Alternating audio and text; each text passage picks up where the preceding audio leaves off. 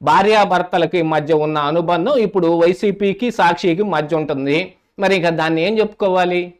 మరి ఇక వీళ్ళందరూ ఇలాంటి మాటలు మాట్లాడుతున్నారంటే వాళ్ళ కోసం మాట్లాడతారనే కదా.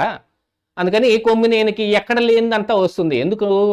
ఈయన కేవలం పులివెందుల ఎమ్మెల్యే మాత్రమే, ఈయన ప్రతిపక్ష హోదా లేదు, ఈయన ప్రతిపక్ష నాయకుడేం కాదని తెలుగుదేశం వాళ్ళు అంటున్న మాటలకి రిటార్ట్ ఇవ్వటానికి ఇటు పవన్ కళ్యాణ్ని అటు లోకేష్ని ఇద్దరిని మొదటిసారి ఎమ్మెల్యేలు అయ్యారు కాబట్టి వాళ్ళకి తెలియదేమో, ఈయనకేందో ఏళ్ళు వచ్చాయి అంతా ఈయనకే తెలుసు అన్నట్టుగా ఇట్లాంటి తుస్కారపు మాటలు మాట్లాడటం. మరి చంద్రబాబు నాయుడు గారు కూడా అందులో బస్సులోనే ప్రయాణించారు కదా, మరి ఆయన ఒక టికెట్ ఎందుకు కొనుక్కున్నాడు? ఇదంతా ఒక యాక్ట్లో భాగంగానే వాళ్ళు ప్రయాణించటం, దీనికి విస్తృత ప్రచారం తీసుకురావడానికి మేమే ప్రవేశపెట్టామని చెప్పుకునే దురుద్దేశం ఉంటే ఉండొచ్చు. అంటే ప్రవేశపెట్టినప్పుడు కనీసం చెప్పుకోకూడదా? జగన్మోహన్ రెడ్డి నేను బటన్ నొక్కుతున్నా